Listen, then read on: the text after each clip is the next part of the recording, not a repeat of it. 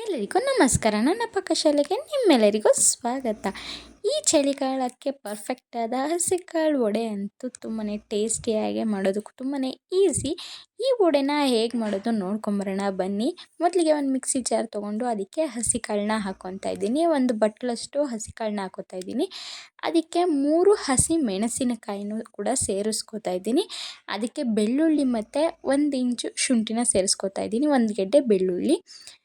ಹಾಗೆ ಇದಕ್ಕೆ ಸ್ವಲ್ಪ ಜೀರಿಗೆನೂ ಕೂಡ ಸೇರಿಸ್ಕೊತಾ ಇದ್ದೀನಿ. ಈಗ ಇದಿಷ್ಟನ್ನು ಕೂಡ ಚೆನ್ನಾಗೇ ರುಬ್ಕೋಬೇಕಾಗತ್ತೆ. ಚೂರು ತರ್ತರಿಯಾಗಿ ರುಬ್ಕೊಂಡ್ರೆ ಸಾಕು, ತುಂಬ ನುಣ್ಣಗೂ ರುಬ್ಕೊಳ್ಳೋ ಅವಶ್ಯಕತೆ ಇಲ್ಲ. ಈ ರೀತಿಯಾಗಿ ಬಂದರೆ ಸಾಕಾಗತ್ತೆ. ಇದನ್ನು ಈಗ 1 ಬೌಲಿಗೆ ಟ್ರಾನ್ಸ್ಫರ್ ಮಾಡ್ಕೊತಾ ಇದ್ದೀನಿ. ಏನು ಮಿಕ್ಸ್ ಮಾಡ್ಕೊಂಡಿದ್ದೀವಲ್ಲ ಅದು ಮಿಶ್ರಣ ಎಲ್ಲ 1 ಬೌಲಿಗೆ ಟ್ರಾನ್ಸ್ಫರ್ ಮಾಡ್ಕೊಂಡ ನಂತರ ಇದಕ್ಕೆ ನಾನು ಹೆಚ್ಚಿರೋ 1 ಈರುಳ್ಳಿನ ಸಣ್ಣಕ್ಕೆ ಹೆಚ್ಚಿರೋ 1 ಈರುಳ್ಳಿನ ಸೇರಿಸ್ಕೊತಾ ಇದ್ದೀನಿ.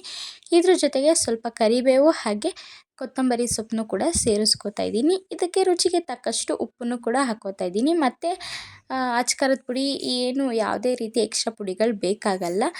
ನಾವು ಹಸಿಮೆಣ್ಸಿನ್ಕಾಯಿ ಹಾಕಿರೋದ್ರಿಂದ ಖಾರ ಕೂಡ ಪರ್ಫೆಕ್ಟಾಗಿರುತ್ತೆ, ಅಷ್ಟೇ ಸಾಕು. ಇದನ್ನೆಲ್ಲ ಚೆನ್ನಾಗಿ ಮಿಕ್ಸ್ ಮಾಡ್ಕೊಳ್ಳಿ. ಇನ್ನೂ ಯಾರು ನನ್ನ ಚಾನಲ್ನ ಸಬ್ಸ್ಕ್ರೈಬ್ ಆಗದೆ ನೋಡ್ತಾ ಇದ್ದೀರಾ, ಬೇಗ ಸಬ್ಸ್ಕ್ರೈಬ್ ಆಗಿ, ಹಾಗೆ ಇನ್ಸ್ಟಾಗ್ರಾಮ್ ಹಾಗೆ ಫೇಸ್ಬುಕ್ಕಲ್ಲೂ ಫಾಲೋ ಮಾಡ್ಕೊಳ್ಳಿ. ಈಗ ಎಣ್ಣೆ ಕಾದಿರೋ ಎಣ್ಣೆಗೆ ವಡೆ ಥರ ತಟ್ಕೊಂಡು ಆ ಮಿಶ್ರಣನ ಎಣ್ಣೆಗೆ ಬಿಡಬೇಕಾಗತ್ತೆ. ಇದು ಚೆನ್ನಾಗಿ ಗೋಲ್ಡನ್ ಬ್ರೌನ್ ಬರೋ ರೀತಿ ನೀವು ಕರ್ಕೋಬೇಕಾಗತ್ತೆ.